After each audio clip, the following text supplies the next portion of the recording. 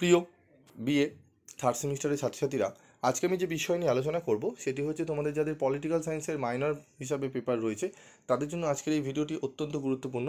কারণ প্রিভিয়াস ভিডিওতে আমি তোমাদের অলরেডি লাস্ট মিনিটের সাজেশন আলোচনা করে দিয়েছি। তোমরা রিকোয়েস্ট করেছিলে যে স্যার আমাদের উত্তরের ভিডিও নিয়েও আলোচনা করতে, তো একদম টু দি পয়েন্ট অ্যান্সার নিয়ে আমি তোমাদের সামনে আলোচনা করে দিচ্ছি। উত্তরগুলো ভালো করে দেখে নাও। তো রাজনীতির আধুনিক অর্থ, ঠিক আছে, দেখে নাও। আধুনিক রাজনীতি বলতে বোঝায় সমাজ ও রাষ্ট্রের বিভিন্ন গোষ্ঠীর মধ্যে ক্ষমতা, সম্পদ ও সিদ্ধান্তের বন্টন সংক্রান্ত প্রক্রিয়া। এর মূল বৈশিষ্ট্যগুলি হলো গণতন্ত্র, জনগণের অংশগ্রহণে সরকার গঠন ও রীতি নির্ধারণ, বহুদলীয় ব্যবস্থা রয়েছে, মানবাধিকার রয়েছে, আইনের শাসন রয়েছে, কল্যাণমূলক রাষ্ট্র রয়েছে। ঠিক আছে।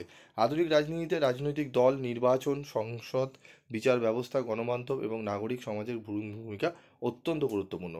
তারপর আরেকটি 5 নম্বরের গুরুত্ব রয়েছে, একদম টু দি পয়েন্ট অ্যান্সার লিখবে 5/5 পেতে বা 5/4 পেতে।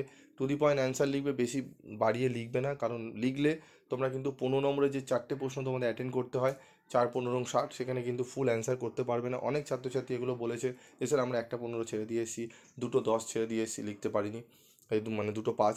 তো এইগুলো হয় কারণ কি, অতিরিক্ত উত্তর বড় করে লেখা এবং নোটসগুলো তোমরা যেগুলো দেয় খুব বড় বড় নোটস তোমরা বই থেকে পড়ে যাও বা যে সাজেশন বইগুলো পাও সেখানে বহুত বেশি এত বড় বড় করে লেখা থাকে যেগুলো লিখতে গিয়ে তোমাদের টাইমে কিন্তু হয়ে ওঠে না। ঠিক আছে, এই জিনিসগুলো একটু মাথায় রাখবে। টু দি পয়েন্ট অ্যান্সার লিখবে, অবশ্যই খুব ভালো নাম্বার পাবে।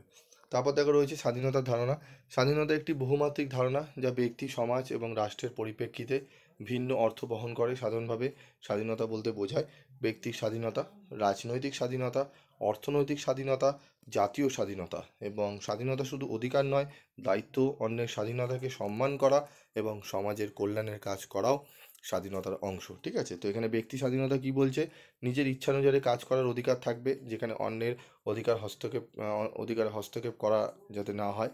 রাজনৈতিক অধিকার, নাগরিক অধিকার, যেমন ভোট দেওয়ার অধিকার থাকবে, কথা বলার অধিকার এবং সংগঠনের স্বাধীনতা।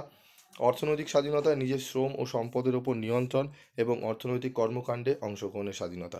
এগুলো থাকবে। এই প্রশ্নগুলো তোমরা ভালো করে উত্তরগুলো করে যাও, আশা করি তোমরা অনেকটাই উপকৃত হবে। এই দুটি প্রশ্ন আমি আলোচনা করলাম, পরবর্তী ভিডিওতে আমি আরও প্রশ্নগুলো নিয়ে আলোচনা করব। আজকের মতো ভিডিওটি শেষ করছি, দেখা হচ্ছে পরবর্তী ভিডিওতে। সকলে ভালো থাকবে, সুস্থ থাকবে।